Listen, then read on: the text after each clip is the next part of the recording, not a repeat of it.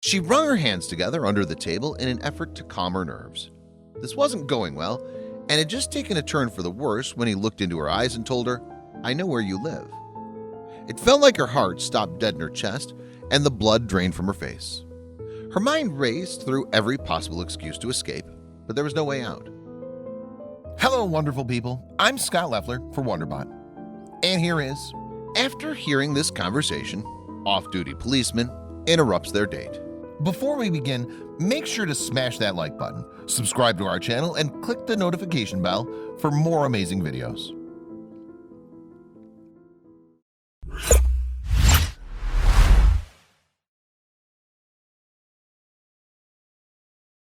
She had just joined the student government at college and was excited about meeting a group of students that shared her passion and motivation.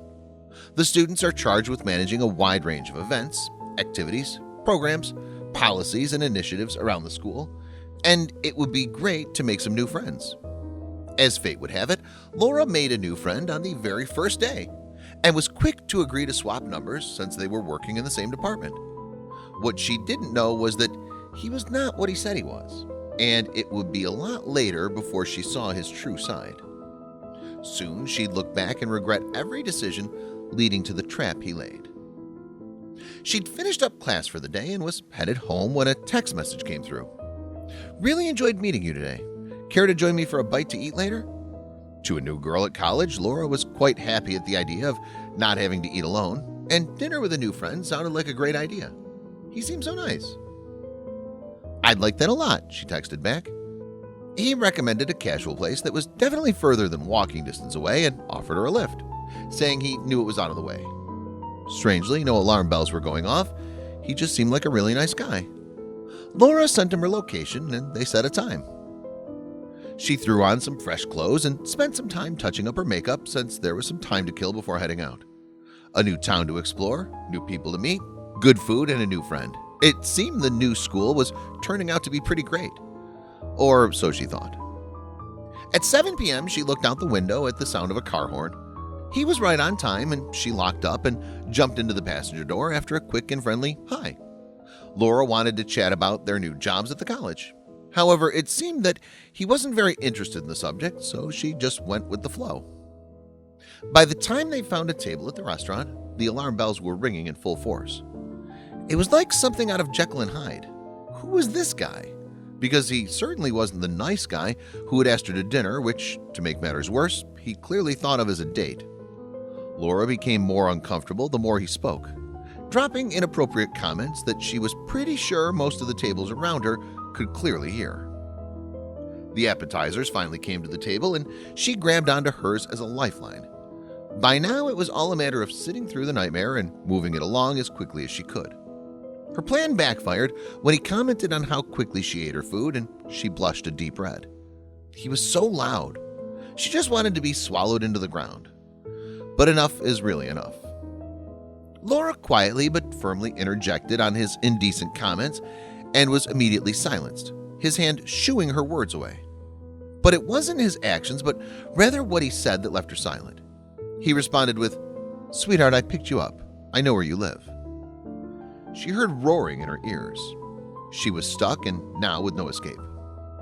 The scraping of a chair next to their table snapped her back to reality.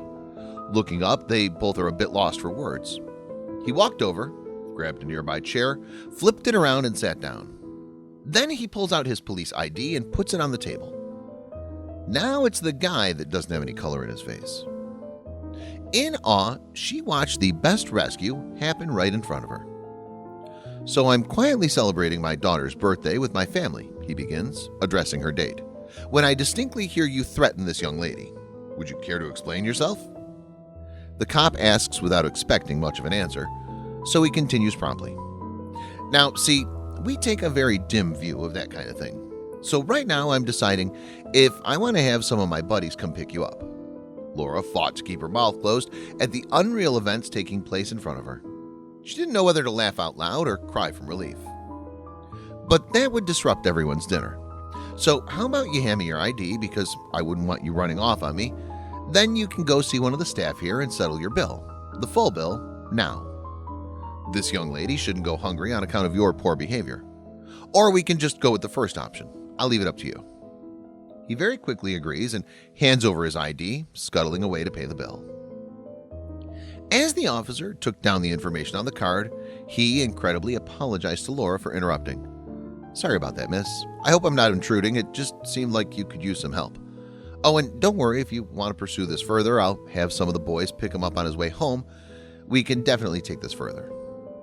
Maybe she just wanted this all to be over and done with, or perhaps it was just that she was so certain she was safe from this creep after the talking to that he got that she didn't feel that was necessary.